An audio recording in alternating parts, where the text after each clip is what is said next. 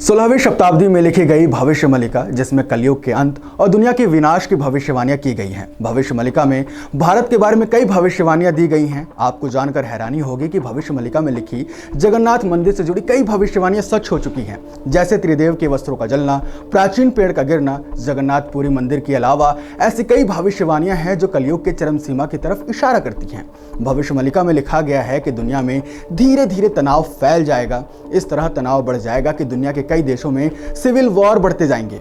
एक तरफ प्राकृतिक आपदा मानव जाति को बेहाल करेगी, तो दूसरी तरफ दुनिया में धीरे धीरे तीसरे विश्व युद्ध का आगाज होगा, जिसमें लोग कीट पतंगों की तरह मरेंगे और विश्व की आबादी केवल 64 करोड़ रह जाएगी। भविष्य मलिका में लिखी भविष्यवाणियां ये है कि एक समय ऐसा भी आएगा कि 2 सूरज निकलने का आभास होगा, जो संकेत होगा कि कलयुग अपनी चरम सीमा की तरफ बढ़ रहा है। आपको जानकर यह हैरानी होगी कि कुछ वर्ष पहले कोलंबिया के गांव में 2 सूरज निकलने का नजारा भी देखने को मिला था। हालांकि इस घटना को लेकर के काफी विवाद हुआ था कि आखिर कोलंबिया में निकला दूसरा सूरज क्या था। कई लोगों का कहना था कि एक आकाशीय पिंड है या फिर धूमकेतु। भविष्य मलिका में लिखी भविष्य के अनुसार सूर्य की भांति चमकने वाला पिंड बंगाल की खाड़ी में गिरेगा, जिससे उड़ीसा जलमग्न हो जाएगा।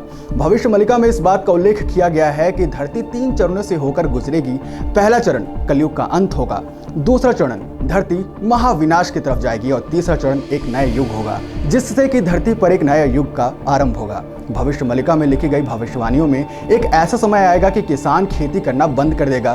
खेती से मोह भंग होने के बाद किसान अपने खेत में कुछ नहीं उगाएगा, नए रोजगार का विकल्प तलाश करेगा। खेती बंद होने के कारण सब्जी और फलों की कमी होती जाएगी और महंगाई दिनों दिन बढ़ती जाएगी। भविष्य मलिका में इस भविष्यवाणी का भी उल्लेख किया गया है कि 2022 से 2029 के बीच एक ऐसी प्राकृतिक आपदा आएगी जिसके कारण 7 दिनों तक धरती पर अंधकार छा जाएगा। ये घटना 2022 से 2029 के बीच में कभी भी घटित हो सकती है। ये कुछ ऐसी भविष्यवाणियां हैं जो आज से 400 से 500 साल पहले लिखी जा चुकी है, जिनमें से कुछ घटनाएं सच भी हुई हैं और भी बहुत कुछ भविष्य में होने वाली घटनाओं के बारे में बताया गया है, जिसमें भगवान विष्णु के कल के अवतार का भी जिक्र है। लेकिन सोचने वाली बात यह है कि इतनी सटीक जानकारी कोई कैसे दे सकता है? क्या भविष्य मलिका लिखने वाले अच्युतानंद काकभूषुंडी की तरह एक समय यात्री थे? सबसे महत्वपूर्ण प्रश्न ये है कि भविष्य मलिका के हिसाब से क्या कल के अवतार हो चुका है?